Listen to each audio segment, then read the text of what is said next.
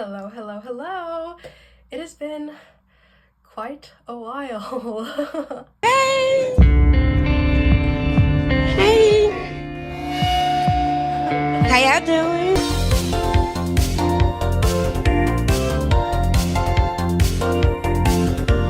Okay, so I've been gone for 2 months, 3 months, somewhere around that. I started college and then I had real shit to do, so then I couldn't sit in my room and make my little YouTube videos anymore. And that also will explain our change of scenery. We are now in my dorm room. There's a lot less decoration and posters and all of that. So I'm sorry if that is unsatisfying visually to some of you. This is kind of awkward low-key because I haven't been in front of the camera in a while. So we're gonna start with something, fun, chill, mild before we get back into the real shit. So today I'm just gonna be doing my monthly media recommendations for October. Did I only do one of these? Yes. And so are they not really monthly because the last one was in June? Also yes, but it's okay because for now it's gonna be monthly or somewhere along those lines. But we're gonna get into it, and we're gonna talk about all the things that I love, all the things that I've been liking. We'll be talking about the past month, and like maybe a little bit of September is sprinkled in within it. But these are my October media recommendations. Yay! As far as shows go, I have not been watching that much TV, but that's because I've been living in actual real life since I've been to college, and also I don't have a TV in my room because I knew that if I had a TV in my room, I would be watching TV all the time like how I do at home. So I've been stopping myself from that, and so I haven't been watching as much TV as I normally would. But when I go home, I watch a lot of TV. I've been watching a lot of TV with my mom, which I always do, but absence makes the heart grow fonder, so whenever I do come home, it's always more exciting to go watch stuff with her. So Caught in the Act, Unfaithful is this incredibly trashy reality TV show that comes on MTV. I love MTV. I'm sure I've talked about it before. Like, I am an MTV girly. That show, the people that come on that show, they're definitely characters. They're definitely characters for sure.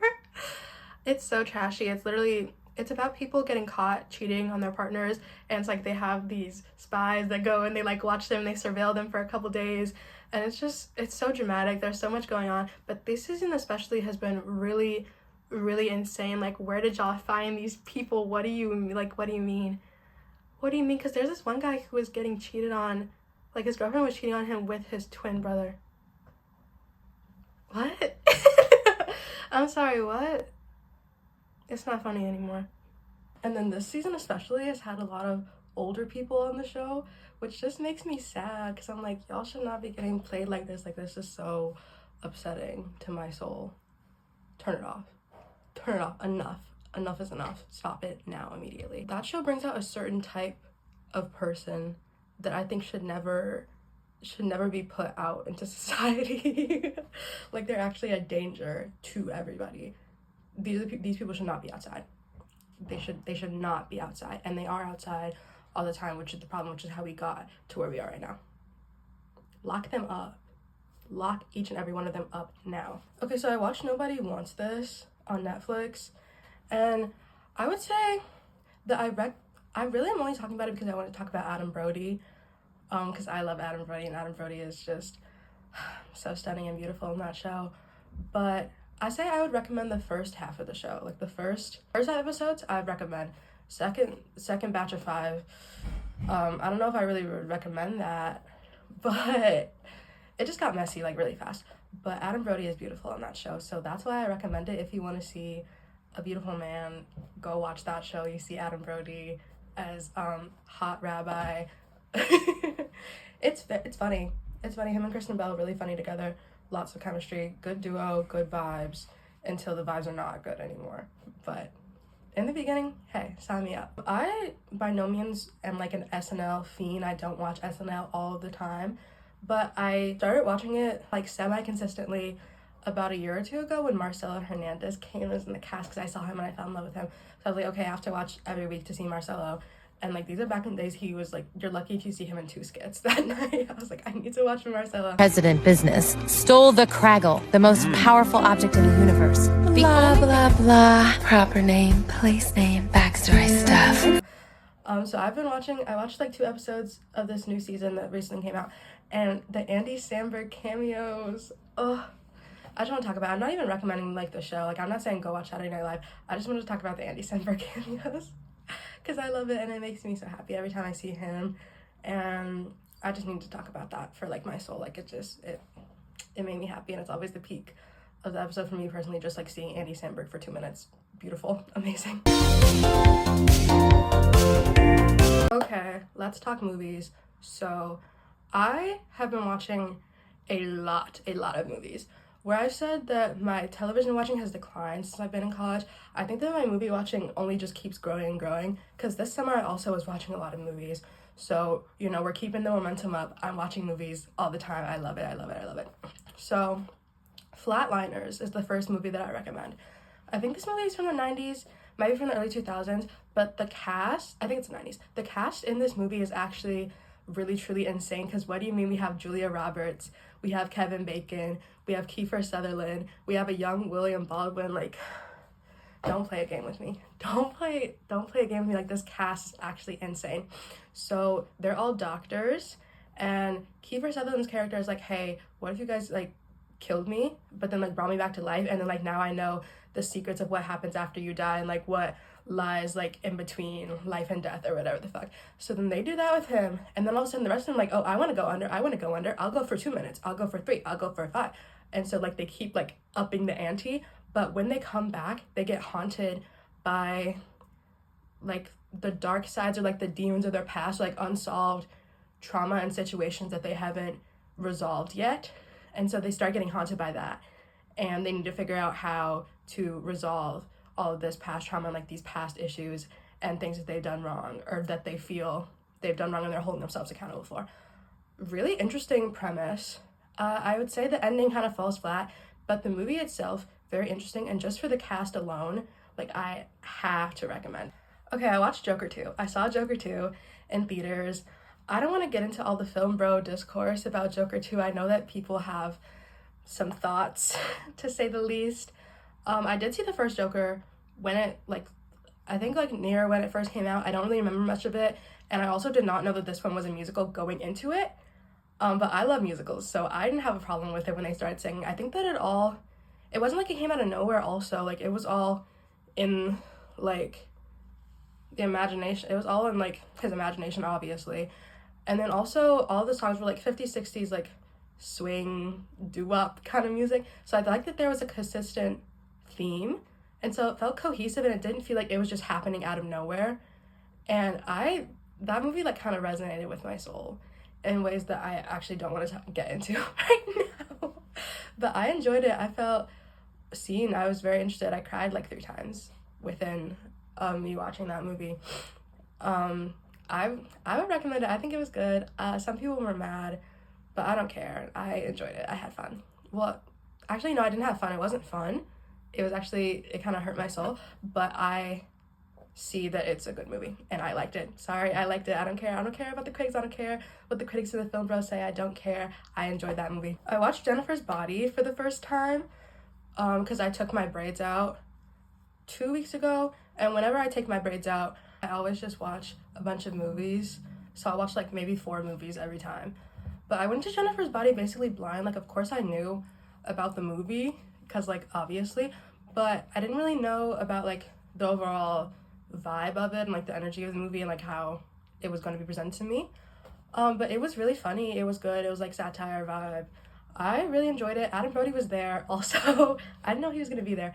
Adam Brody, he always just pops up in the most unexpected places, but like he's everywhere. For some reason he's everywhere. Like I remember when I watched Scream 4 and I was like, what the fuck is Adam Brody doing here as a cop? Like he just pops up places and it never makes sense, but he always will be present. He always will be present. Or like Think Like a Man too. Why the fuck is Adam Brody in Think Like a Man? And I get like the whole thing is like, okay, like the funny like white friends going, I didn't think Adam Brody was gonna pull up. Like, what do you mean? He's always everywhere. And it's always places where he really shouldn't be. Here, Adam Brody, get out of here. But he was there, he was funny. Whole movie, really great. Would recommend highly. I watched this movie called The Ugly Truth, which I have been waiting to watch for literal years. I don't know why I've never actually took the steps to watch it, but I watched it recently. So it's about this lady played by the beautiful Katherine Heigl, and she's stunning, and she is a TV producer for a news broadcast thingy. And then Gerard Butler, I think that's the man's name, he's there. He hosts a really misogynistic show where it's like, okay, this is the ugly truth, like this is what a man really thinks about, blah blah blah blah blah. And so they bring his show into her newscast because their ratings are, and he's gonna bring them back up. And she basically uses his tips of like, this is what a guy wants, this is like how you're gonna get a guy. She uses his tips to achieve what the fuck am I talking about? She uses his tips to get the guy who lives next door to her. Her neighbor, she's into her neighbor, he's a doctor, and Gerard Butler's like, okay, here are the lists of things, here's what you need to do, take my advice and go do this, and they make a little deal or whatever the fuck. She goes and she does that and she gets the guy, but they fall in love while this whole thing is happening, okay? And the doctor is in love with this like version of her that's like the dream girl, kind of cool girl kind of vibe, but Gerard Butler fell in love with the real her. How beautiful. It's definitely trash. I know that it's trash, but I enjoyed it. I enjoyed it and I had a lot of fun, and I know that it's a trashy movie. I know that about it. I'm not trying to say that's anything more than that, but I had fun, and that really is all that matters. I watched Eternal Sunshine of the Spotless Mind for the first time. This is also a movie that I've been wanting to watch for a while now, and I watched that movie and oh my god. I have so many thoughts, but also none at all. I don't know how to articulate anything that I think or feel about that movie, but it's amazing. So basically, Jim Carrey and Kate Winslet, they were like in a relationship or whatever, and they break up. And so she goes to this office where they can erase people from your memories, and she goes and she gets him erased from her memory. And then he finds out about that. He's like, okay, well, I'm hurting too, so I'm gonna erase her from my memory. If she wanted to like get rid of me, I'm gonna get rid of her.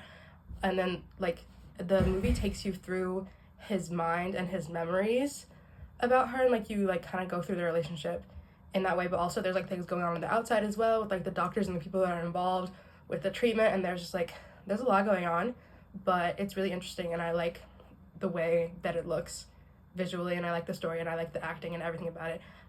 Very, very solid movie. Highly recommend. I don't know how to say anything that I think about this movie though. Like, I didn't even know how to rate it on Letterboxd. I didn't even give it a star rating. I just gave it a little heart because I don't know how to articulate anything and like even like put on a scale like it's just I don't know how to do anything with that. But I enjoyed it a lot. I think that it was really beautiful. Highly recommend. Okay, let's talk music. For the past, I would say like 2 months, I've been really into 90s/2000s alternative rock music. I'm talking The Fray, Snow Patrol, The Script, Goo Goo Dolls, Jimmy Eat World. I've been just all about that for the past couple of months, and there's just something so special about the feeling that specific style of music gives me that is so indescribable, and I'm just in love with it. And give me more recommendations of artists similar to those, please, because literally any time of the day I love to listen to that kind of music. Pas Deux by Rose and Bruno Mars. I'm so obsessed with that song. Literally, I had it memorized like the day after it came out. Like, I listened to it maybe twice and then I knew the whole song. So good. It's just like a good vibes. It's just so fun. Everything about it is so amazing, and you know, the the interesting relationship that's going on between Rose and Bruno Mars, also very entertaining. The little fan fiction captions that he's been writing, and they're just overall back and forth, I think is very funny. And so I think overall, very fun era. I'm really loving that. There's one song that I've had on repeat for pretty much the whole entire month, and it's like every single day I listen to the song at least twice. I'm Not Gonna Teach Your Boyfriend How to Dance With You by Black Kids. I've become so insanely obsessed with that song. And the song's not even new. It's not new or anything. I don't know why it was randomly in my head. I think that I was thinking of it because I was thinking of Glee, and I was thinking of the Glee version, but I haven't been listening to the Glee version. I've been listening to the original, and I think that I like the original more. And I swear, like, there's something in that song. I listen to that song every day, at least twice. It's so good. It's so good. I think about it all the time. I listen to it all the time. When I'm not listening to it, I'm thinking about it. When I'm not thinking about it, it's because I'm listening to it, but I am thinking about it because I'm listening to it. I love that song. Phineas's new album, For Crying Out Loud, recently came out, and I love that. I listened to it twice the first day that it came out because it's only about 40 minutes long, so it's short but sweet. Short but sweet. So good. I love all the songs. I think that there's just a certain vibe that Phineas has, you know, like, I listen to a lot of his ballads, so I really like his songwriting and his lyricism and the way that he can kind of set the mood. But there was a lot of like bedroom rock kind of vibes on the album too, and I really liked that as well. I would say that Starfucker, 2001, and What's It Gonna Take to Break Your Heart are probably my 3 favorite songs on the album. But I think that all of the album is just really good. Like, overall, very impressive body of work. On the topic of short and sweet, Sabrina Carpenter's Short and Sweet album, I finally listened to it. I'm a really bad fan because why did it take me like 2 months to listen to that album? And it was only 30 minutes long. I didn't know it was only 30 minutes long. But I listened to it, and I listened to it again, and I listened to it again. Because it's so short, I can listen to it back to back multiple times. And it just is a very enjoyable experience. I love it. I think that all the songs on that album are so awesome, and like the storytelling, kind of gaggy. I would say right now, Juno is probably my favorite song. Recently I did karaoke with a couple of friends, and I tore the fucking house down when I sung Juno. I ate that shit up. I love that song. Overall though, the whole entire album, so good. Just amazing. And there was a lot of different styles and vibes, and I think that made it really interesting. And it feels like it's a lot longer than 30 minutes when you're listening to it, because all of the songs, they still are able to feel full despite their short runtime. So highly recommend that. Really love the album. Right Where You Want Me by Jesse McCartney. Now, I know that Jesse McCartney was like the guy, like in the peak of his career. I have never really listened to a Jesse McCartney song in my life. I only knew that he was that guy because like I watched Disney Channel a lot as a kid, and I remember that he was on The Sweet Life of Zack and Cody, and it was like a big deal. Like, he was like the celebrity guest star, and it was like a big, like, the whole storyline was like, oh my god, Jesse McCartney's at the hotel. So that's really the only reason why I knew that he was so huge. This song came on shuffle. I don't remember what song I was shuffling, but this song came up, and I was like, wait a minute, what is this? Because like I knew obviously like he had to be somewhat decent if he was like the pop boy back then, but like I didn't know that he was making shit like that. Like, that song, ooh, amazing. I don't really know what to say about it. There's just something in it. There's just something about it. Something about the beat. It's funky. It's a groove. It's a vibe.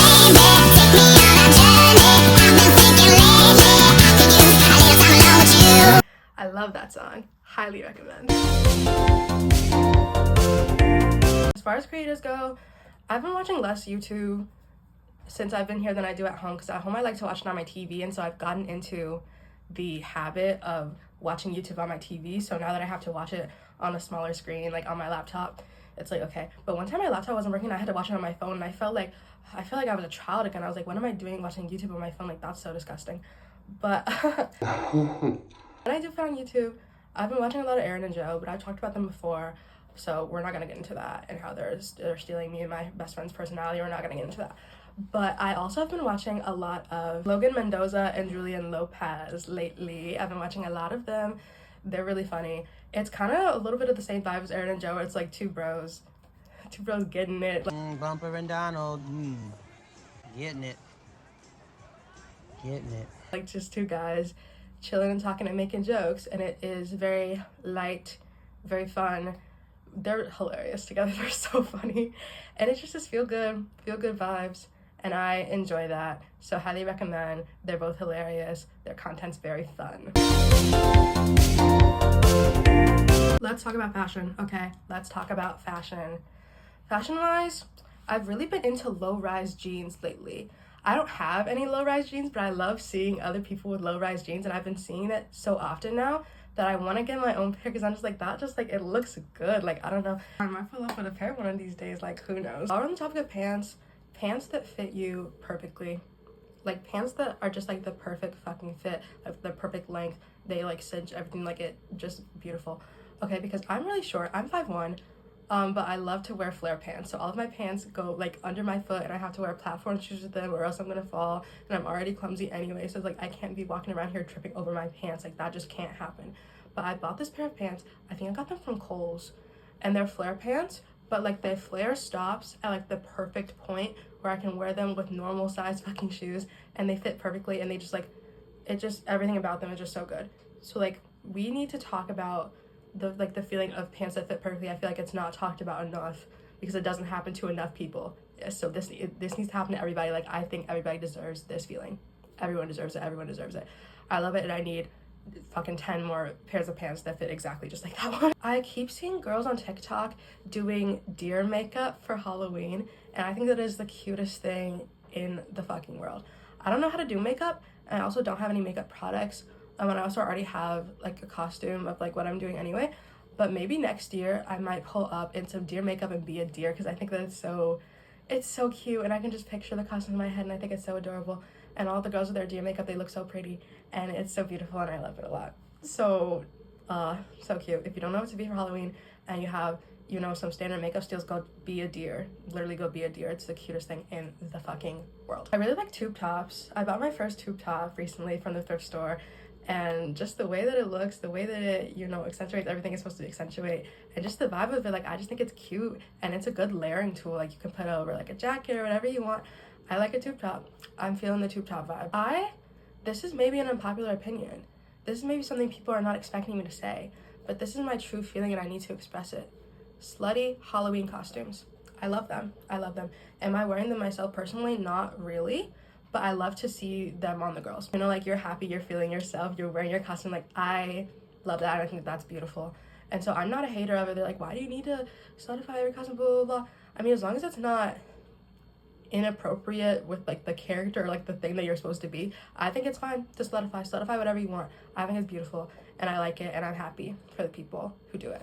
And all love to you guys, because you guys look great. I love it for the girls, and I think it's great.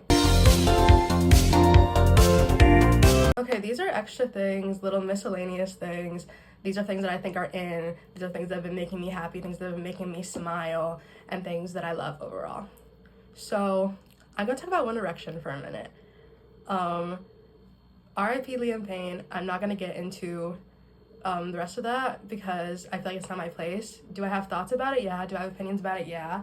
But like, someone's son is dead, someone's father is dead, so my opinions on it doesn't really matter. My opinions on him and things they've done doesn't matter. That's not what we're talking about today. But we can't talk about One Direction and like not mention that. But because that has happened, a lot of people have been getting back into their One Direction eras. Like all of the Directioners have risen from above, and they're out and they're about and they're doing things. I think that sense of community and like coming back together has really made kind of light in this dark situation. And so there are moments of laughter, there are moments to smile, there are people, you know, doing jokes and doing One Direction cosplays and doing like crazy little shit. You got a piece of me and on a sleigh. And I think that we are making the best of like a really, really, really bad situation. So that is one part. And then while we're talking about that, just One Direction edits in general, like the TikTok edits that I've been seeing, the sad ones, the happy ones, the sexy ones, like it's just, I think it's been fun. I think it's been healing to be able to see that, and just the way that the whole fandom is like coming together once again, and everybody's out and about and everybody's, you know, sharing their love again. Like I feel like I'm in 7th grade again. Like I feel like I'm 12 years old again, and it's kind of beautiful, and there is a sense of joy and happiness in that.